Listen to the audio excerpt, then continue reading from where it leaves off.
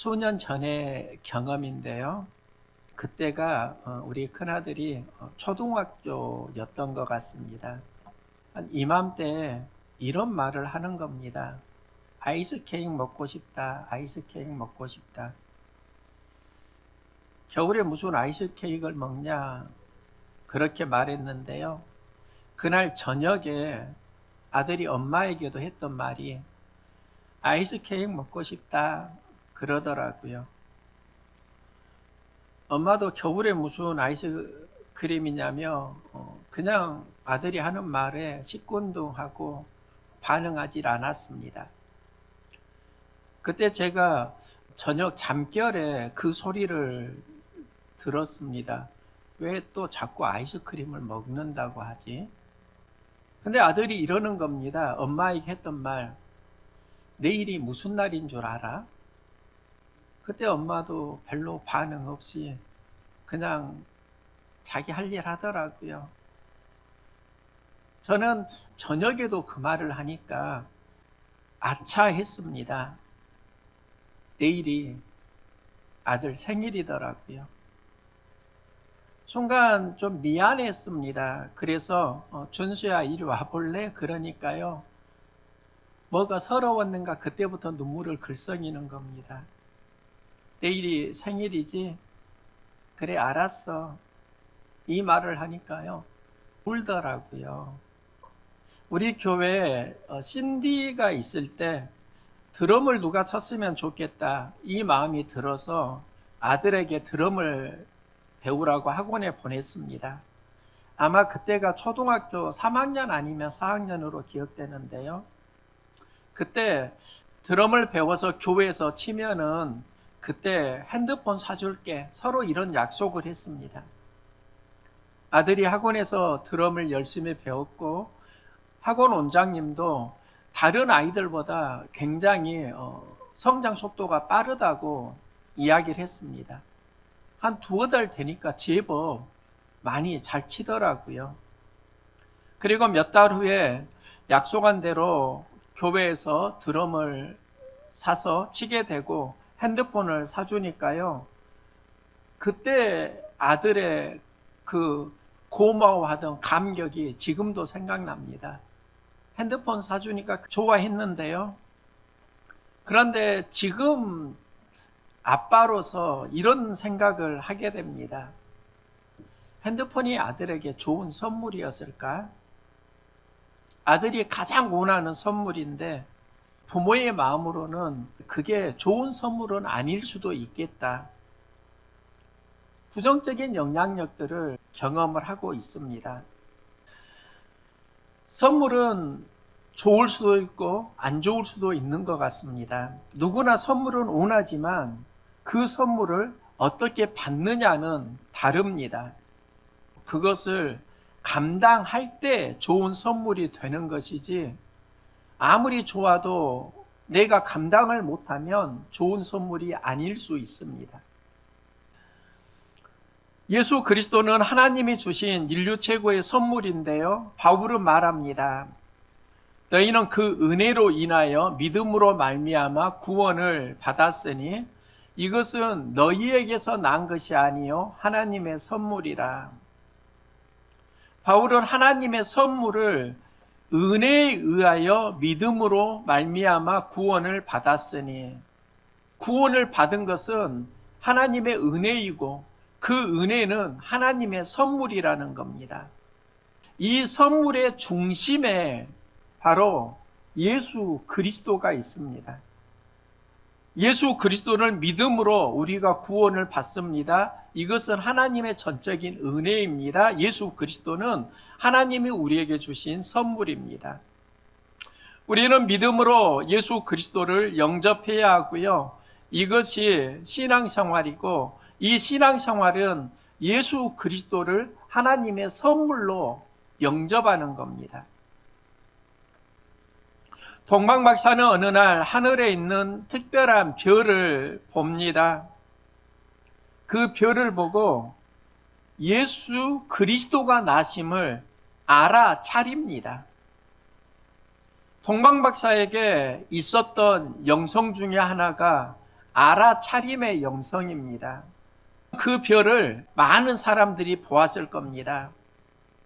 그런데 그 별이 의미하는 것을 알아차린 사람들이 동방박사였고, 동방박사에게는 바로 영적 민감성이 있었습니다. 우리에게 필요한 것은 알아차림의 영적 민감성일 수 있습니다. 목회를 하면서 영이 참 민감하게 알아차리는 분도 있지만 굉장히 둔탁한 분도 있습니다.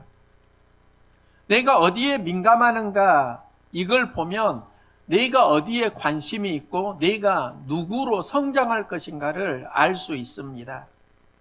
우리가 민감하면 그 분야로 성장합니다. 예수 그리스도에게 민감해질 수 있기를 소망합니다. 이 시대에 우리의 영이 자꾸 둔탁해지고 하나님이 어디 계시는가 원망하고 불평하며 살아가기도 합니다. 제가 목회를 하면서 하나님께 받은 은혜는 영적 민감성과 연관되어 있다는 걸 철저하게 알았습니다. 연예인 김종민의 이야기인데요. 그분은 예전에 가수이기도 했고 댄스로 활동을 했습니다. 지금은 연예인으로 활동하는데요. 학창시절에 고막을 다쳐서 듣는데 많은 어려움이 있습니다. 가끔 동문서답을 하는데 그것이 묘한 재미를 주는 연예인이기도 합니다. 그가 무대에서 했던 말이 상당히 인상적이어서 소개합니다. 길을 가다가 넘어져서 상처가 났습니다. 넘어지니까 다쳐서 많이 아픕니다. 그런데 바로 내 옆에서도 누군가 넘어지는 겁니다. 그분은 나보다 상처가 훨씬 더 났습니다. 나는 상처가 2cm 났다고 하면 그분은 상처가 5cm 정도 크게 난 것입니다. 김종민이 이런 질문을 합니다. 여러분, 누가 더 아플까요? 많이 다친 사람이 더 아프지, 이렇게 생각을 했습니다. 그런데 그의 대답은 이러는 겁니다. 내가 덜 찢어졌어도 내가 더 아파요. 생각을 해보니까 정말 많은 사람들이 힘들고 어려워도 내가 가장 어렵고 힘든 것 같을 때가 있지 않습니까? 같이 넘어져도 저분이 더 아프지 않고 내가 더 아픈 겁니다. 나는 느껴지지만 저분은 느껴지지 않으니까요. 그러면서 무대에서 김종민 연예인은 두 가지 제안을 합니다. 내가 아파도 남이 잘 모르니까 아프면 아프다고 소리 질러요. 그러면 도와줄 사람이 있어요. 그런데요, 도와주지 않는다고 할지라도 서운해하지는 또 마세요. 실은 그가 더 아플 수 있으니까요. 우리는 모두 다 어떻게 보면 아픈 사람들입니다. 그런데 자신만 아프다고 생각하면서 사는 인생일 수도 있습니다. 자신에게는 민감한데 타인에게는 둔한 겁니다. 12월입니다. 한 해 사역을 마무리하면서 우리 교회가 누린 은혜가 무엇일까? 이런 생각을 하게 되었습니다. 지금까지 지내온 거 정말 주님 주시는 은혜입니다. 코로나 이후 현실적인 문제가 있었습니다. 교회 개척하고 자립이 안 되는 상황에서 코로나를 맞이했고 감당해야 하는 현실은 상당히 부담이었습니다. 이제 연말이 되고 한 해 결산을 하는데요. 그런데 신기한 건 예산이 줄지 않았습니다. 결산을 내고 그 내역을 나누는데요. 한 권사님이 이렇게 말하는 겁니다. 한 해 이렇게 많이 나왔어요? 뭐 이런 이야기를 하는 겁니다. 정말 하나님 은혜였습니다. 이게 어떻게 가능하지? 그러면서 제가 발견한 건 어려울 때 어려움을 헤아리는 가족들이 있었다는 걸 알았습니다. 코로나 시대에 11조를 2배 하는 가족도 있었습니다. 감사 헌금을 11조를 하고 11조보다 더하는 가족도 있었고요. 퇴직하고 받은 퇴직금의 11조를 하나님께 드리는 분도 있었습니다. 우리 교회 안에만 그런 수고가 있었던 게 아니라 우리 교회에 출석하지 않는데도 헌금해 주는 분들도 있었습니다. 살펴보니까 십시일반 하나님께서 부족하지 않게 인도해 주신 겁니다. 한 해 어떻게 사역을 할 수 있었을까? 어려울 때 어려운 사람을 이해하는 영적 민감성들이 모인 겁니다. 그러니까 하나님이 우리의 필요를 모두 다 채워주셨다는 겁니다. 동방박사가 별을 보고 예수를 경배할 수 있었던 건 하나님께 영이 민감했기 때문입니다. 우리도 살면서 무언가를 이룰 수 있는 힘은 내가 어디에 내 영이 민감하지? 내 관심이 어디에 민감하지? 여기에서 삶의 크기가 달라집니다. 우리가 하나님께 민감할 수 있기를 소망합니다. 그 영이 열리기를 응원합니다. 하나님께 민감해지면은요, 여기에서 은혜를 허락해 주시는 겁니다. 여러분 인생 가운데 둔탁한 마음이 하나님의 영적 민감성으로 열리기를 응원합니다. 그리고 그 별을 따라가면서 예수 그리스도를 만납니다. 하나님의 사인은 예수 그리스도로 말씀으로 인도합니다. 우리가 하나님의 사인을 보는 영적 민감성이 필요하고요. 그 영적 민감성, 하나님 사인의 중심에 예수 그리스도가 있습니다. 동방박사는 3가지 예물을 드립니다. 하나는 황금인데요. 황금은 만왕의 왕에게 드리는 선물입니다. 왕이라는 말은 내 인생의 주인이라는 의미입니다. 초대교회는 이 신앙을 지키기 위해서 생명을 걸기도 했습니다. 초대교회 신앙에 예수가 그리스도라는 고백이 있고 왕이라는 고백이 있습니다. 누가 왕인가의 영적 싸움을 초대교회 믿음의 선진들은 처절하게 했습니다.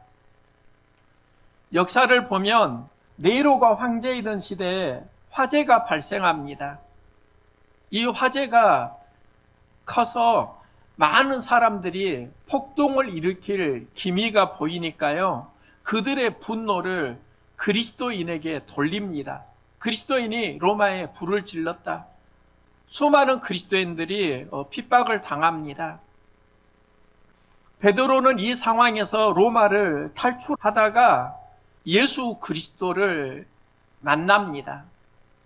예수 그리스도가 십자가를 지고 가는 환영이 보이니까 주여 어디로 가시나이까?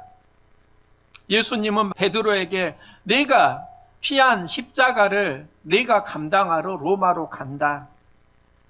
여기서 베드로는 정신을 차리고 다시 로마에 가서 복음을 전하고요.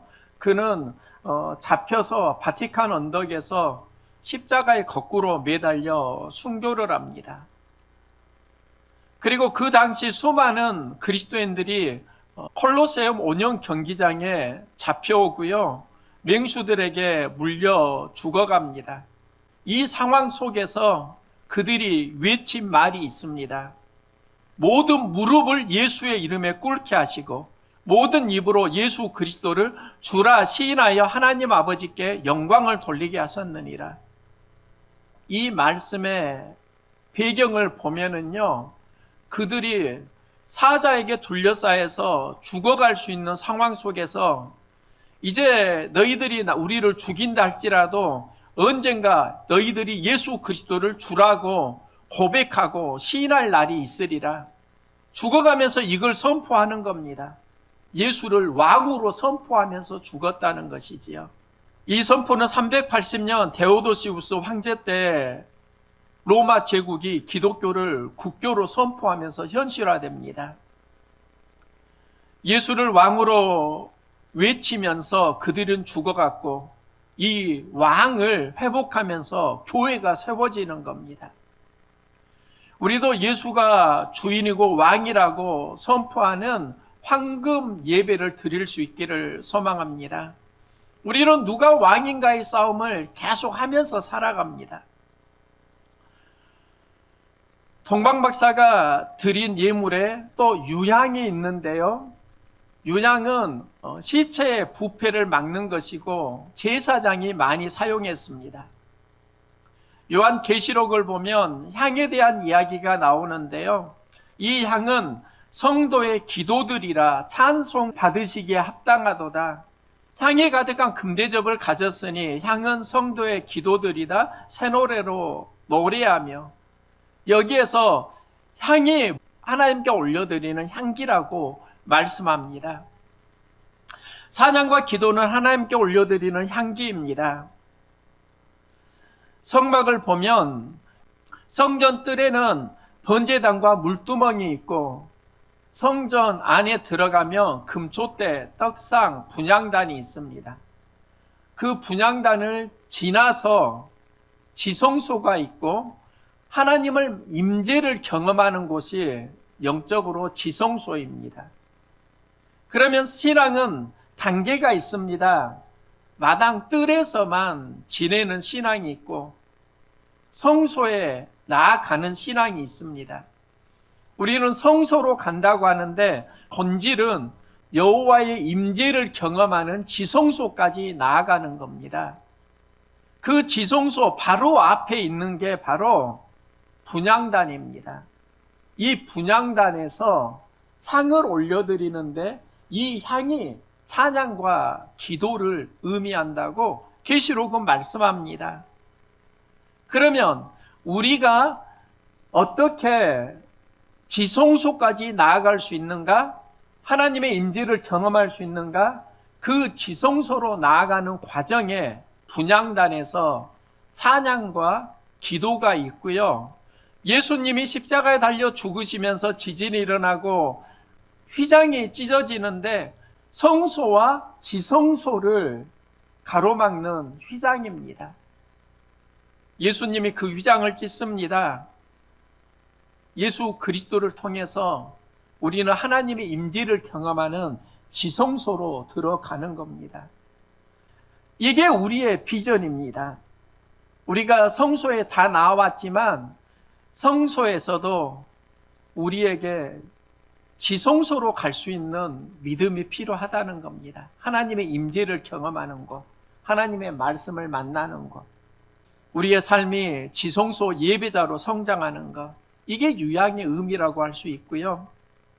동방박사가 드린 모략은 방부제이고요. 시체의 부패를 막아줍니다. 이것은 예수의 죽음을 준비하는 예물이라고 할 수 있습니다. 복음서를 보니까 모략이 니고데모와 함께 등장하는데요. 요한복음 3장에 우리가 어떻게 거듭날 수 있습니까? 예수님은 물과 성령으로 거듭나지 아니하면 하나님 나라에 들어갈 수 없느니라 이렇게 말씀합니다. 그러면 니고데모가 예수님을 만나고 하나님 나라에 들어가는 물과 성령으로 거듭난다는 그 의미가 무엇일까? 니고데모를 통해서 보면은 예수님이 십자가에 달려 죽으시고 무덤에 있을 때 모략을 가지고 와서 예수님께 사용하는데요. 예수님의 시체가 부패하지 않도록 모략을 사용합니다. 그런데 여기에서 우리가 알 수 있는 건 니고데모가 예수님을 만나고 물과 성령으로 거듭나면 하나님 나라에 들어간다? 그러면 거듭나는 것이 구체적으로 니고데모에게 무엇이었을까? 우리는 보통 어떻게 살 것인가 고민하는데요. 니고데모가 등장하는 것을 보면 예수님이 무덤에 있을 때입니다. 그러면 물과 성령으로 거듭나고 하나님 나라에 들어간다? 이 응답이 예수님의 죽으심과 연결될 수 있다고 하면 우리는 이 의미를 이렇게 이해할 수 있습니다. 우리는 어떻게 살 것인가 고민하는데 예수님은 어떻게 죽을 것인가를 더 고민하셨습니다. 그리고 십자가를 감당하십니다. 십자가에서 하나님 사랑, 이웃 사랑을 완성하십니다. 보례학의 의미는 내가 어떻게 살 것인가? 여기에 대한 예배가 아니고요. 내가 어떻게 죽을 것인가? 여기에 대한 예배일 수 있습니다. 우리는 어떻게 살 것인가? 이 고민을 하는데요. 어떻게 죽을 것인가 고민해야 합니다. 잘 사는 은혜에 잘 죽는 은혜가 우리에게 함께하기를 소망합니다. 저는 그 기도 한다고요. 하나님, 잘 사는 은혜도 허락해 주시는데 잘 죽는 은혜도 허락해 주세요. 사람이 잘 살려고 몸부림을 치다가 잘 죽질 못해서 명예를 잃어버리는 경우 굉장히 많이 있습니다. 살면서 선물을 싫어하는 사람 본 적이 없습니다. 사람들은 선물을 참 좋아합니다. 그 선물을 누가 주었는가도 중요하고요. 그 선물을 어떻게 받느냐도 중요합니다. 하나님이 주신 선물이라고 하면 참 좋은 선물입니다. 하나님이 주신 선물, 예수 그리스도는 우리가 인생에서 받아야 되는 최고의 선물입니다. 이 선물을 우리는 어떻게 받아야 할까? 어떻게 반응해야 할까? 성경을 보면 서로 다른 반응이 나오는데요. 동방에서 온 박사들이 예수님을 경배할 수 있었던 이유가 있습니다. 유대인은 왕으로 나시니가 어디 계시뇨? 우리가 동방에서 그의 별을 보고 그에게 경배하러 왔노라. 왕으로 나신 이를 찾아서 내가 그에게 경배하겠다. 이와 유사한 말을 한 사람이 바로 헤롯입니다. 헤롯이 동방에서 온 박사들의 말을 듣고 별이 나타난 때를 묻습니다.